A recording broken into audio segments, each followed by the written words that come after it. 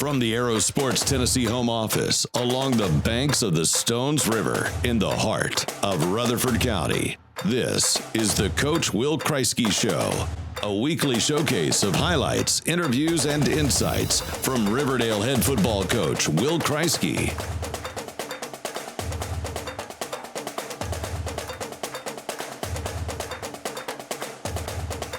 Now here's your host and play-by-play voice of the Warriors, Chris Bosen. Weaver's got it teed up on that far hash mark. He'll kick it left to right here after the field goal conversion.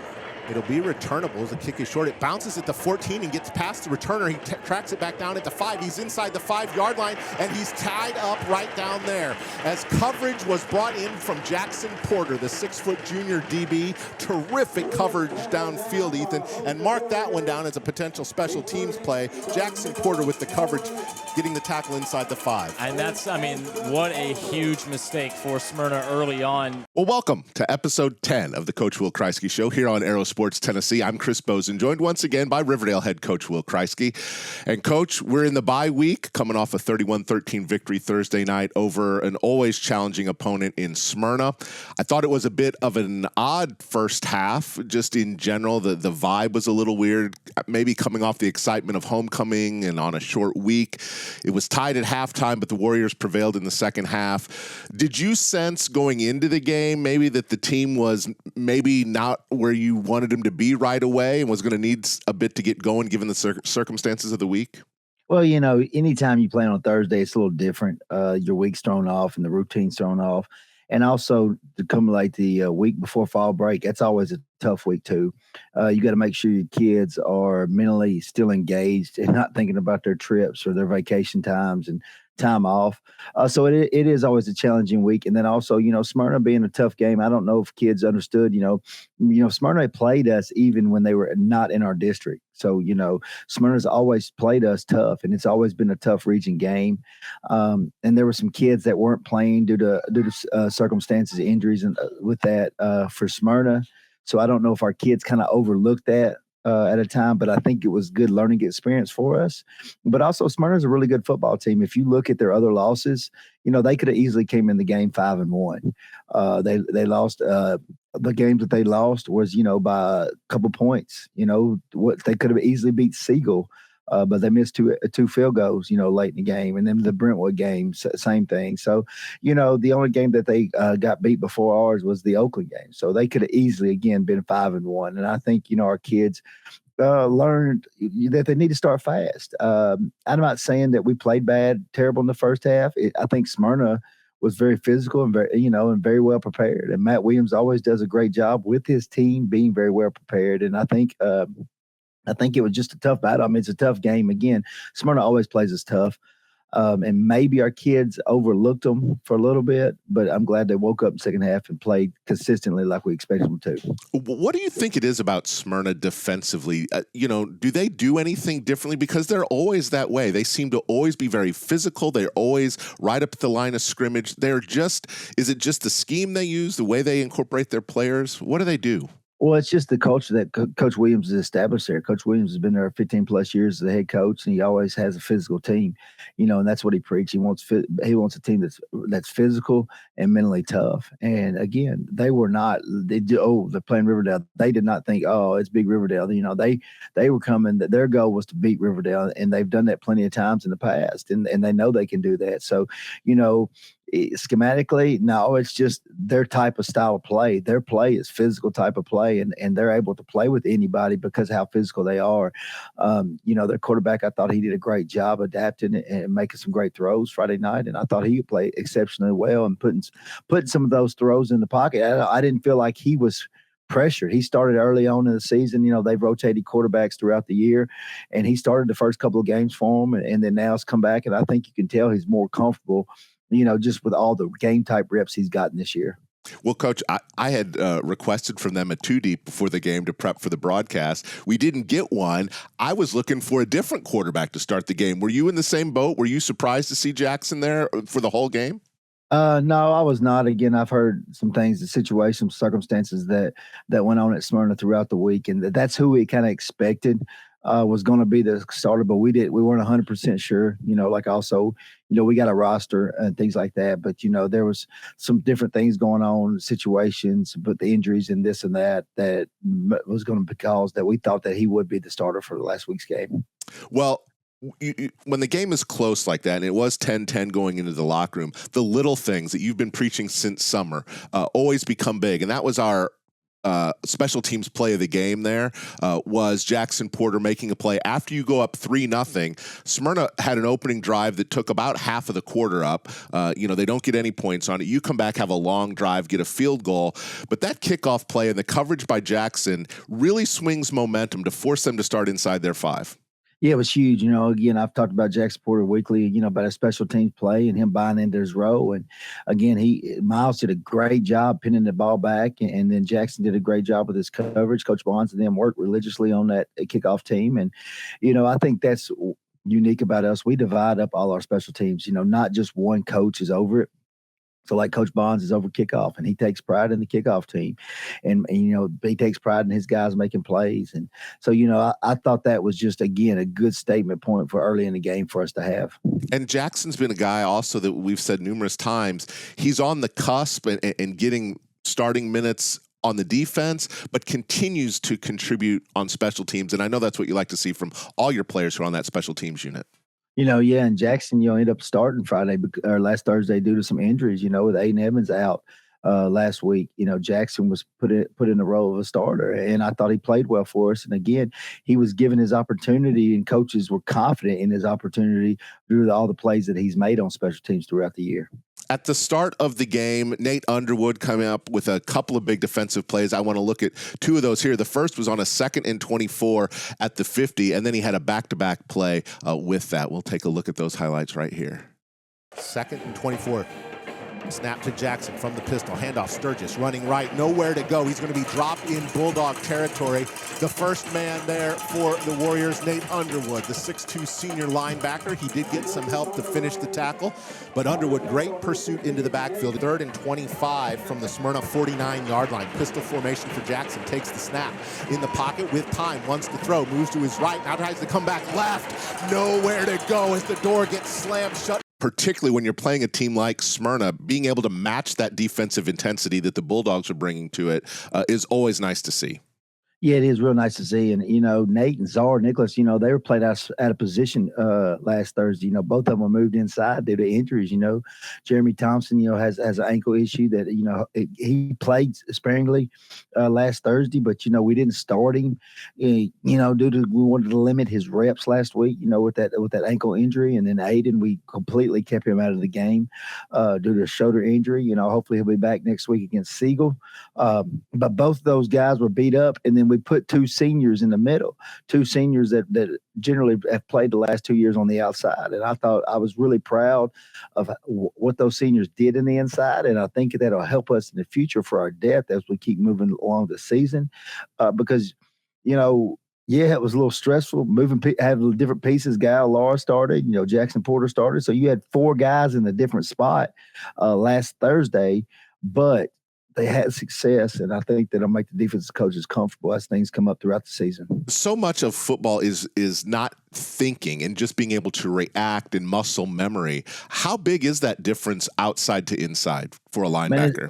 It's big, and getting your keys and your reads are totally different. And just the area that you're playing in is different. And it's funny that you said that. It's just reaction, Coach Wells, a former coach on the staff, he was a Smyrna Bulldog and then came to be Riverdale Warrior. His always saying was, Coach, don't make it hard. Just keep it simple. See ball, get ball. He said, let those guys play. He said, when they're good enough, that's all you got to tell them. So, when they're exceptional players like Nate and Zara, you just keep it simple. See ball, get ball. And as you can see on those, now Coach Redd does go in depth and gives them the keys and what they're supposed to be reading. But, I think Nate and Zara did a great job filling in on the inside last week. Well, at the end of the first quarter, you were able to call on your special teams unit. That's that battery that we've seen so often. Cooper Dees, Jake Rowling, and Miles Weaver to connect on a 32-yard field goal. It'll be a 32-yard attempt from the left hash. From the snap of Cooper Dees. Hold is down, kick is up. It sails through the uprights, and with 59 seconds showing on that beautiful new ScoreVision scoreboard to our left, Riverdale jumps in front. Warriors 3, Bulldogs nothing. How important was that, Coach, do you think, given how rapidly that first quarter unfolded, really just a single possession for either team, that you were able to add points where Smyrna was held off the board? I think it was huge, again, with momentum, confidence, and just, being able to move the ball. Again, Smyrna's defense is no slouch there. They fly around and they're physical. And I think, just being able to execute it. And Smyrna's blocked 2 field goals this year. Against Rockville, they were able to get through and block some field goals, and that changed the whole outcome of that game. Rockville was driving, and again, that changed when Smyrna was able to block those field goals. It changed. I think it just changed the momentum. And again, the block field goal could be huge and critical in any situation. And I was really proud of our guys up front for being able to sustain their blocks. And not only that, but I see a lot of teams, Coach, they don't even attempt an extra point sometimes in high school because they don't have a kicker, or maybe they don't have a long snapper, or whatever the case may be. It is a weapon and a tool that, as we move towards the playoffs, becomes even more important. Yeah, points, trying to steal points here or there is valuable. And I think it's huge, to have somebody like Miles. And again, Smyrna's got a good kicker too. And they were trying to steal some points throughout the night. And, something like that is just be able to execute it and just be able to come up and be consistent is very, very critical. Again, like you said, as you move on to region games and then the games in the playoffs. As you move to the second quarter, you face a 3rd and 8 from the Smyrna 48-yard line, and it was the transfer, Corbin Reynolds from Loretto. Gavin Hampton found him for a long touchdown connection. We'll look at that highlight right now. And now Vaughn shifts over to his right side from the gun. Gavin Hampton in the pocket, wants to throw, has Corbin Reynolds at the 30, at the 25, at the 20. Corbin Reynolds to the house. Number 1 puts it in for 6. Corbin Reynolds, the senior transfer from Loretto, he was untouched on a 48-yard touchdown strike from Gavin Hampton, and Riverdale jumps in front 9-0 with the extra point from Miles Weaver pending, Ethan. That's a beautiful route, beautiful pitch and catch. Reynolds finishes in the Warriors lead 9-0. They didn't have anybody sitting back deep waiting for him. Typically, if you have like a single high safety, maybe 2, then that play doesn't go for as long as it does. No one was back there. And a perfect throw on that post route to send him to the end zone. Cooper Dees to snap it to Jake Rowland, gets it down. Weaver gets it up, and it is through with 9 minutes and 37 seconds to play in the first half. Your score now, Riverdale 10, Smyrna 0. And for Corbin to catch that football, get into the end zone untouched. We have a highlight coming up later of another one of the receivers who makes a catch, yards after catch. Was it because of the way that their secondary was covering that there was so much yard after catch opportunity available? Yeah, Coach Barnes does a great job with his game plan and studying and analyzing defenses and making calls in critical situation. And Gavin did a great job trusting Coach Barnes in his call and then just executing. And he was able to execute with the pass to Corbin. And what I like to see is, like you just said, the yards after catch with Corbin. Corbin's really bought into our speed program and what we do with the Titan sensors.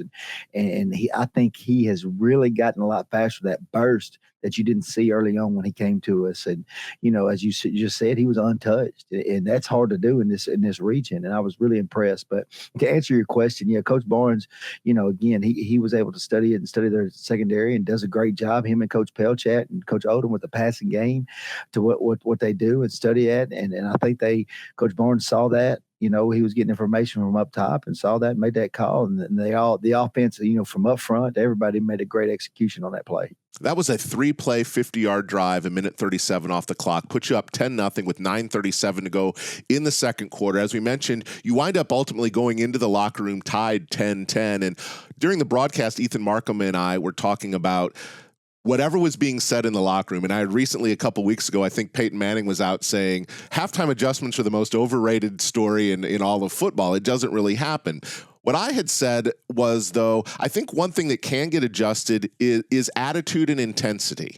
And I know that Aiden was not playing, but we wondered, he was on the sideline. Does he have something to say as a defensive leader in with those linebackers and in with the defense about turning it up a notch? Because coming out for the second half, it seemed to me that the intensity did get dialed up. Well, I don't know if it was Aiden. Aiden may have just echoed what Coach Rell said in the locker room. And I think Coach Rell adjusted that attitude and that intensity in the defense because, again, I've always preached on here about a standard that we have. And, was the defense playing awful first half? No. I think just Smyrna was just making plays. The quarterback was making plays, was finding holes. And up front, we may not have played as great as we have in the past.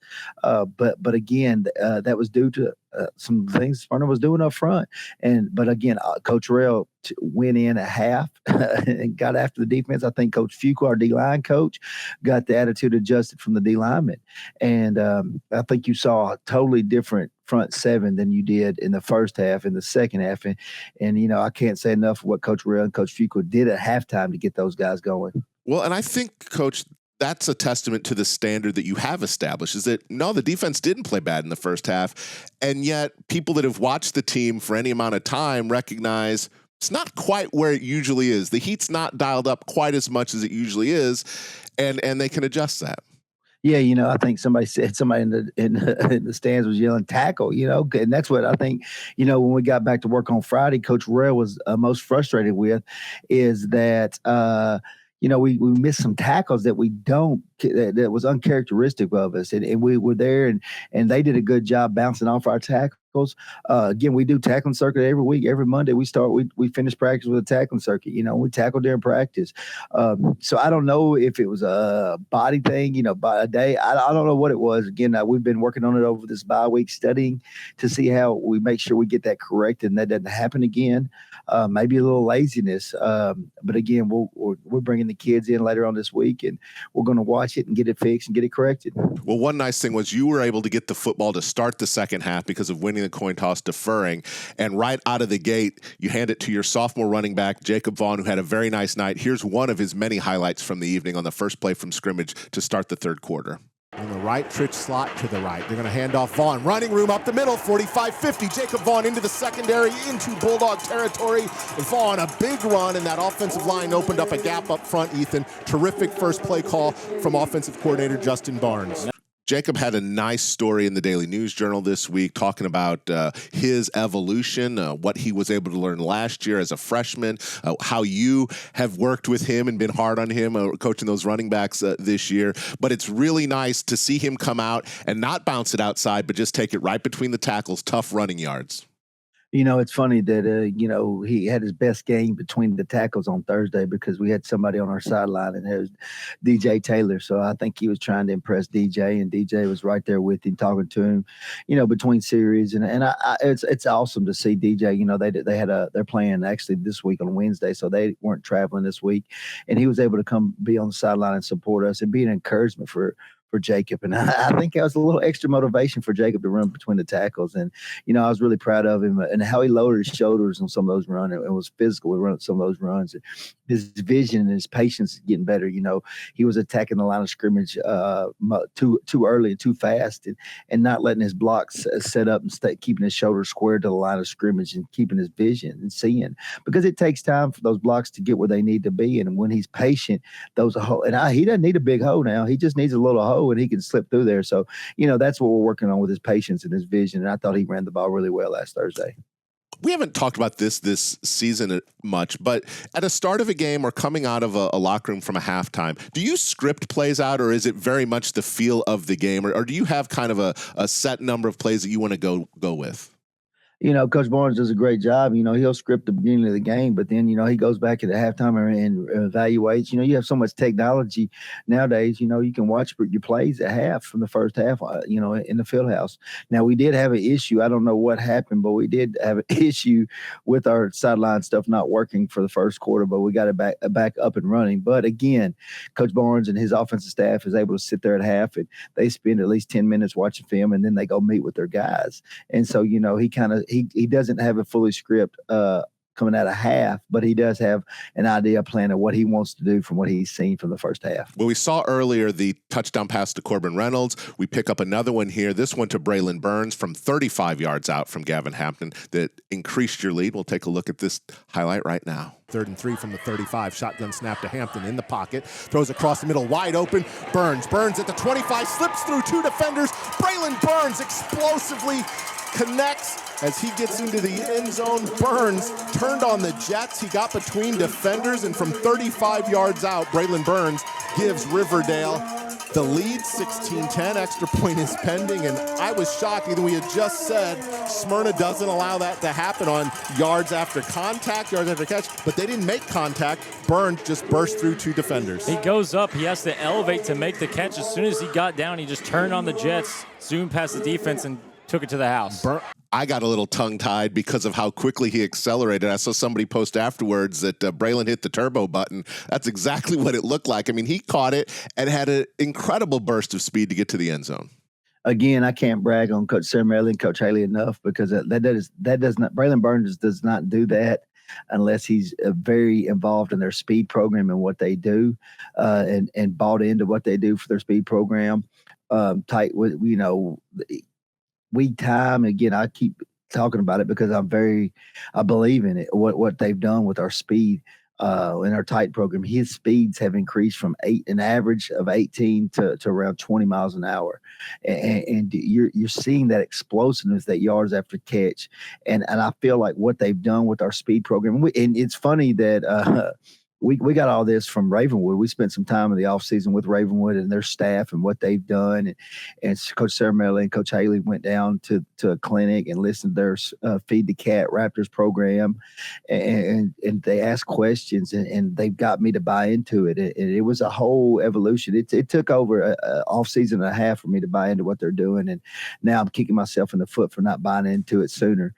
But as coaches, you got to learn and you got to grow and you got to adjust. And I think that's what they've helped me do, let me grow and keep learning as a coach. And I think it's, as you can see, it's helped our football program. Well, so often on that play right there, you see the catch made and one of those three defenders makes a tackle. That's typically how that play unfolds. But he left no doubt about it and left him in his dust.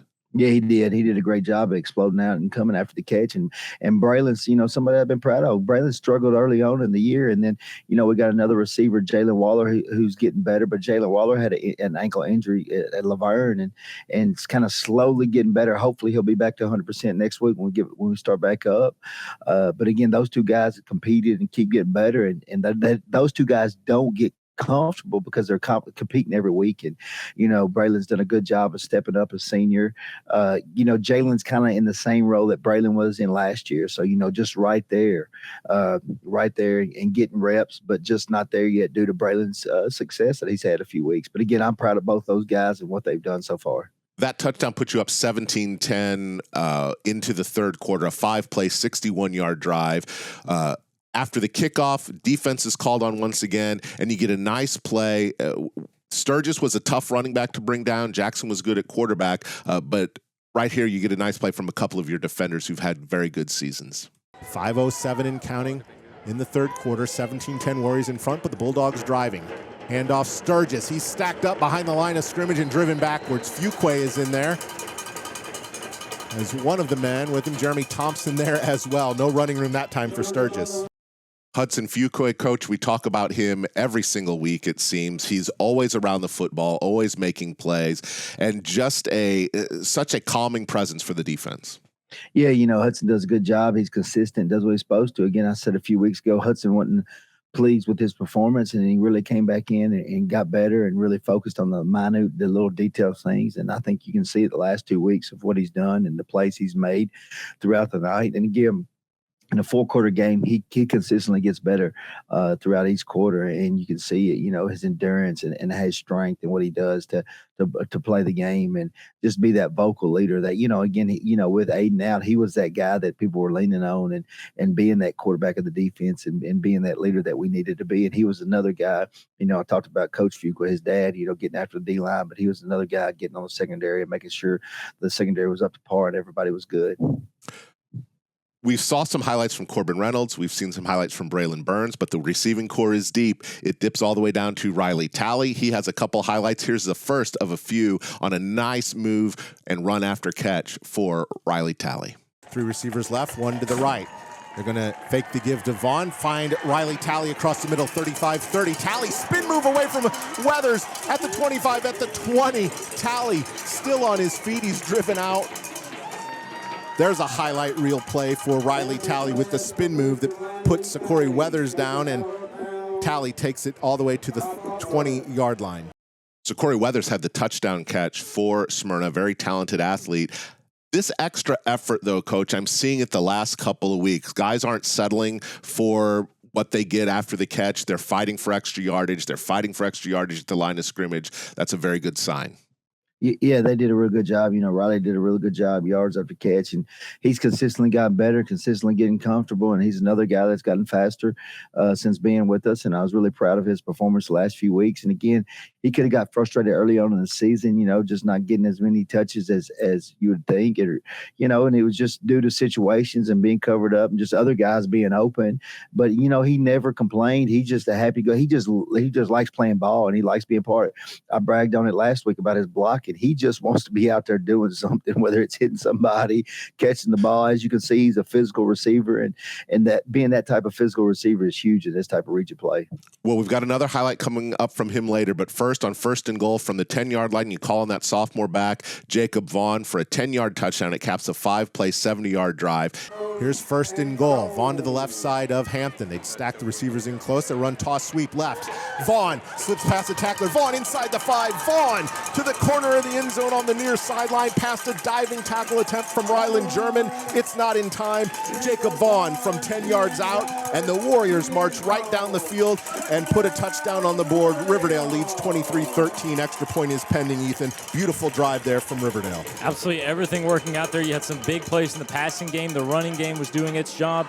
You used everything right there to get down the field, put up a touchdown, now up by 2 scores. We got to talk a little bit about these toss plays, though. I have to admit, the last few weeks, Gavin, the running backs don't quite look fully comfortable on those toss plays. We even have to look like, is that forward? Is it a half-yard forward? Is it a pass? A little work maybe on the toss sweep plays. Yeah. Gavin come back sideline and said that was a pass. He wanted it as a passing touchdown, so he wanted me to make sure I told the statistician that was a pass. But it's funny. But those plays are getting better, and they're getting more comfortable at it. And, they stuck with it. And it hadn't worked early on the season, but it's slowly getting better. And Gavin and Jacob and Gavin and Chris, are getting more comfortable with it. And the receivers are getting better at blocking it. But you can't brag enough all night from last week as about up front what the offensive line did. I was really impressed and thought it was their most complete game that they've had all year up front and what they did. And I was really proud of those guys. I mean, they played 4 quarters consistently well all night. And I bragged on them in front of the team when I gave that post-game speech to the players, because as hard as I've been on them all year, they deserve some credit, and they deserve a pat on the back, because, they've come to work with a smile. They haven't got mad. They haven't pointed fingers at anybody. They've listened to Coach K get on to them and stay on them and consistently challenge them and encourage them and motivate them to get better and do the things the right way. And for them for the other guys to struggle last Thursday and for them to play consistently well, is something I was really proud of and still proud of the fact. And again, we're going to keep getting those guys better up front. Well, and that leads us right into our very next highlight, which is a 26-yard run for JV, and it doesn't happen without the big guys up front. Here's that big run right here. He's got 3 receivers left, 1 to the right. He's going to hand it off to Vaughn, running room, 35-40. Vaughn needs 1 block, got it, 45-50. They got him by the back of his jersey in Smyrna territory. Do the Bulldogs, but Jacob Vaughn, you just keep pounding the rock, and eventually it'll crack, and we're starting to see Vaughn pick up big yardage on the ground now here in the 4th quarter. Absolutely, and I think they marked him back a little bit further than I thought he got out to. But that was just a huge run by Vaughn. I wouldn't be surprised to see them continue to go to him. That blocking up front, Coach, the hole was right there. He got right through it. He didn't look to bounce it. It wasn't like you said, he doesn't need a big hole, but he got through it very quickly.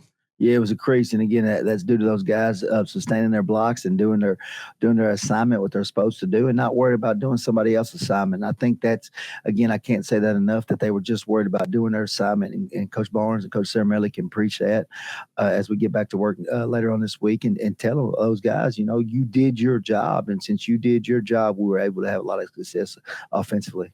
And I know the offensive line has been through those changes this year. A couple things to talk about on it is, I think you're exactly right. The fact that the line played as though they'd been together all season long it is a great testament to how far they've come. The fact that you're not mentioning, or that we're not mentioning a lot on the call, but that they just look like they're 5 guys playing together, that's a great place to be. The other thing to bring up, LeBrian Shelbourne, I know he had his surgery last week, and I know there was a prayer chain on the family group me's and things like that. It seems like the reports are good, and his recovery is on its way.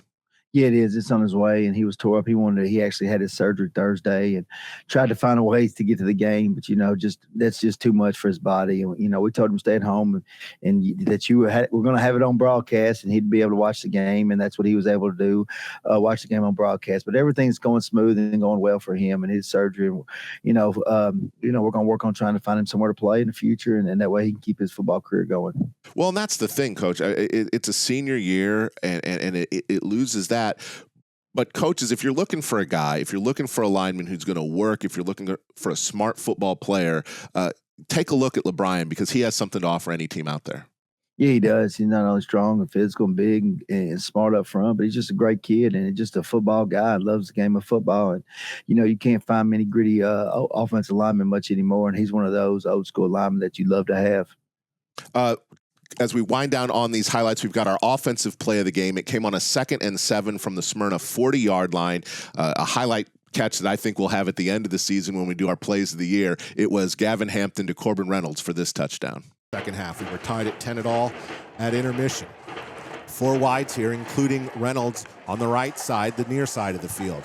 Hampton wants to throw this time, looking for it all, looking for Reynolds to the end zone. Reynolds adjusts, it's tipped up in the air. It's caught by Corbin Reynolds on yet another highlight for the Loretto transfer, who has a state championship in basketball. He hauls in a 40-yard touchdown here from Gavin Hampton in the 4th quarter, and that may be the exclamation point as the Warriors move in front 30-13 with just 7:41 to go in the ball game. Riverdale has brought the intensity in the second half.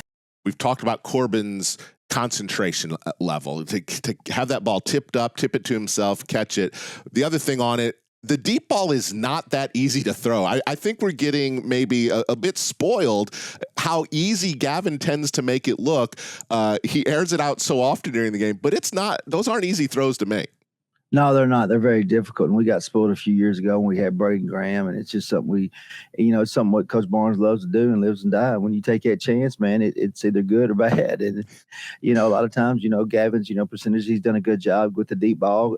Corbin's gotten better with the deep ball. And, it's starting to get a little feel. A few years ago when I talk about Graham, we had Graham and Brock Montgomery, and we almost start out every first series with a deep ball. And a lot of times those connected. And when you can connect on those deep balls mentally, that's just that hurts the defense, and that gets them down, and it's tough to go, and it gets all the momentum swing to the team that connects on that deep ball. And so I've been proud to see how far they've advanced with that deep ball and gotten better with it. Like you said, it's tough, and it's tough connection. And Jalen Waller's another good deep ball guy that once he gets healthy, that they're able to, Gavin and him was like slowly starting to get that connection going at practice. And you also saw Braylon Burns a few weeks ago with the deep ball, connecting it. And again, that deep ball is just, it's a good threat to have that demoralizes the defense. That was our offensive play of the game. Here we'll take a look at our defensive play of the game. It came on 1st and 10 from the Smyrna 35-yard line. Unpassed quarterbacks here in Region 3-6A. He'll go pistol formation, 1 receiver left, 3 to the right. They move right to left from the right hash. Jackson wants to throw in the pocket. Pressure. He scrambles around. They cannot get to him. Jackson moving around. Ball comes out. It's on the ground. I mentioned it earlier. Warriors have it. Warriors have the football. Coming away with it, one of the defenders, and out of there is Gael Laura. Gael has continued to come on from special teams to defense, big plays. I think it was Gunn maybe that caused that fumble there as Jackson ran by, but I'm not 100% sure, Coach. Yeah, it looked like Anthony Gunn was able to get that ball again. Anthony Gunn just consistently plays well, and Gael Laura, with his first start, I thought, he played an exceptionally well ball game, and, was able to get some more reps, do the way he's played. And I'm proud of it and proud of the way he played and executed. And, he the way he hustles, he just comes up with that ball just because he's always going full speed. Last couple of offensive highlights we've got here, and then a sack to end the game. Gavin Hampton to Luke Tritch for a nice catch, the freshman coming up with one. And then the second highlight of the night from Riley Talley that I want to take a look at because it's another one of those extra effort kind of plays. Clock. Hampton will swing it out to Tritch to the right side this time. Tritch on 1st and 10 hurdles a defender. Tritch still on his feet as Tritch went airborne over the top of Rylan German. And the freshman, there's a highlight every week with number 10. Playoff spot in 2025. Hampton to throw. Looks. Diving catch. 2 Riley Talley, what a catch as he went full extension going to the ground to haul that one in from Hampton. Jackson on 4th down will scramble and he'll be dropped to the ground, sacked back near the 20-yard line, and finish with an exclamation point here. 25 seconds left. And Levante's House caps it off there, I think, with the sack. Jackson at the end of the game. It was nice to see those guys continue to play hard and continue to keep the score where it was. Yeah, they came out and started fighting and did a great job in the second half, and was really pleased at how they finished the game. They finished the game. They didn't pout. They kept going and got better, and then was able to make some stops and create some turnovers. And they only gave up 3 points in the second half. And so I thought that's a big testament to those defensive guys and that defensive staff for what they did at halftime to get everything corrected and fixed. As we sit in the bye week now, coming off this victory, Coach, you're 5-2, 3-1 in Region 3 6A play. That was really what was important about this victory, is that it was the first of a 3-game stretch against the other 3 teams that you're competing with for a playoff spot. There's only going to be 2 spots available, to those 4 teams. Oakland sits atop the standings at 4-0. Blackman's there at 3-1. You're tied with them at 3-1. Rockvale's in at 3-2. Siegel at 2-2. Smyrna at 1-3. Stewart's Creek at 1-4, and Laverne at 0-4. I know you're bringing the team in on Thursday and Friday to work out, and then they have some time off. We'll get back at it next week. We'll have another episode of the Coach Will Krieske Show. It'll be a special senior episode of it, and then that Friday back against Siegel, that'll be on the 17th. But Coach, any other plans with how you approach practice in this off time with fall break? No, we'll bring them in on Thursday and we'll do our meetings and I'll meet with the team and overview the team for what we plan for the next week ahead. Then we'll go into our lift and our offense and defensive meetings, and then we'll go out in the field and do some things, run around and get them loose. And then at Friday, we'll pick up the intensity a little bit more, do the same type of format, but pick up the intensity a little bit at practice, then give them 2 days off and bring them back in on Monday. Monday, we have a big freshman playoff game against Blackman. And then again, it's just back to the work, We sit here with 3 games left. That's hard to imagine and hard to believe. And, usually after fall break, those 3 weeks go by fast because the next thing you know, you're in the playoffs.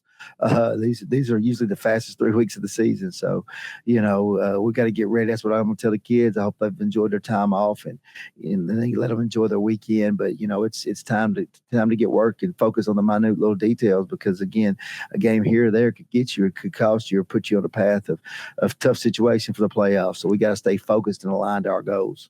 And the freshman game, is that 6 o'clock on that Monday? Yes, 6 o'clock Monday at Riverdale. Got you. And then also, I know that with this Siegel game, this will be senior night. It'll be the final regular season home game at Phil Watts Tomahawk Stadium. A lot of needs for that in terms of the quarterback club and volunteerism and finish up concessions and finish up all those things, I know. Yeah, the quarterback club and the parents and John Lewis and organization of all those people and getting the things together and doing senior baskets.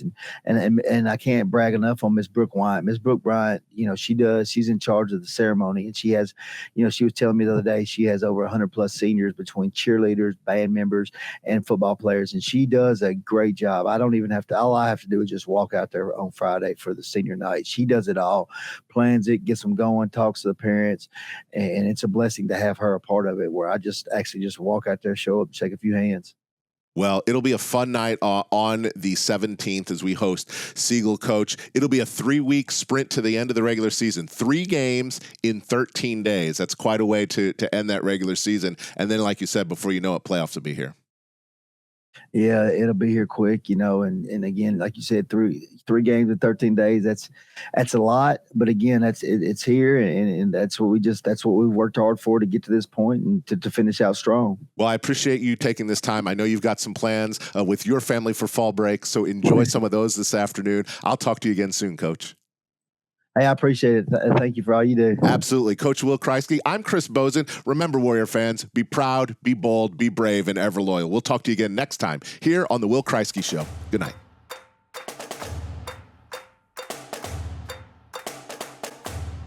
This is the Coach Will Krieske Show, a weekly showcase of highlights, interviews, and insights from Riverdale head football coach Will Krieske.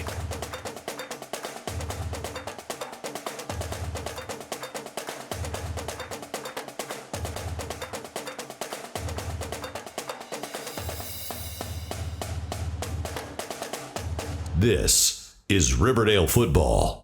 All hail.